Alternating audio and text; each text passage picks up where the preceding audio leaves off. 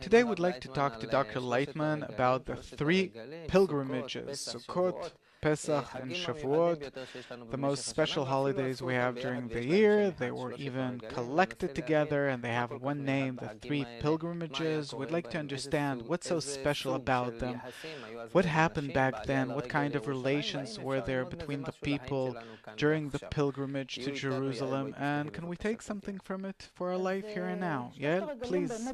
Yeah, the three pilgrimages are the holidays during which the people of Israel were commanded to pilgrimage to the temple in Jerusalem and to bring a contribution from their crops, from their fruits, on Pesach, on Shavuot, and Sukkot. And the special thing about these holidays was the special connection about them. They drew so much attention that not only Jews pilgrimaged to Jerusalem, but also many non-Jews joined these pilgrimages. And we'd like to understand the special connection between these three holidays, the sequence they make, why the three of these together, and the very special phenomena of the pilgrimage in terms of what happened there, the warmth that was created there, the force that people yearned to feel just once in their lifetime during that pilgrimage to Jerusalem. So let's start and ask, why specifically these holidays, and why Jerusalem?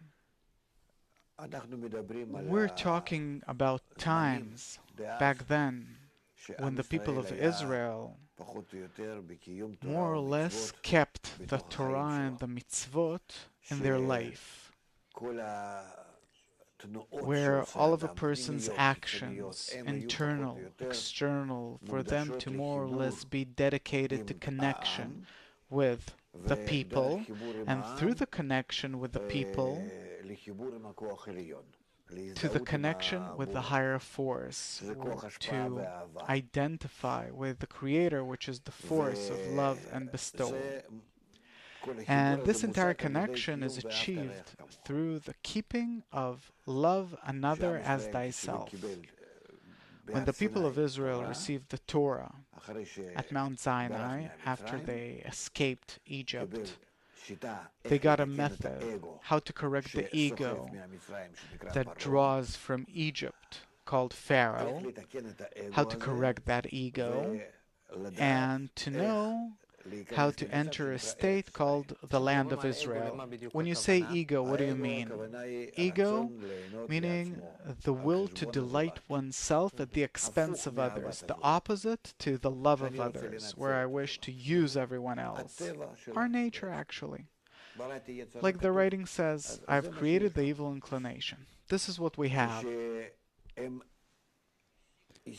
When they have achieved this great big ego and saw that it is impossible to do anything with it,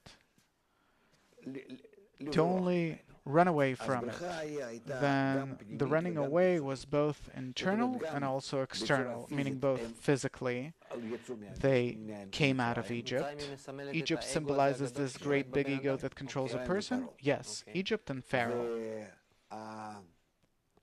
And the people of Israel,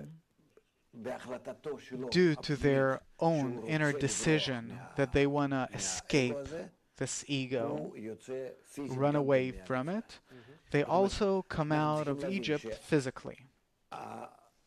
We have to understand that the upper world, which is our desires, and the lower world, which is our geography, in those states of theirs, or you can say in those times, went together. This I didn't understand. Meaning that if I decide that I want to come out of the ego, it's one and the same as wanting to come out of the land of Egypt physically. That the physical and spiritual processes happen simultaneously? Yes. And then you come out physically and you come out mentally and internally from under the rule of Pharaoh. And when they come to Mount Sinai, then what do they want? They know that this escape is only a temporary ascent above the ego, but that this is actually their nature. future. And what do? And then they agree to accept a method called Torah, because it has a force called the reforming light, which is Shavuot. That corrects the ego. Shavuot, the state of Mount Sinai. We're in Pesach, now we're in Shavuot. I don't want to put it this way, because it's not in accordance with our current times. So don't get confused.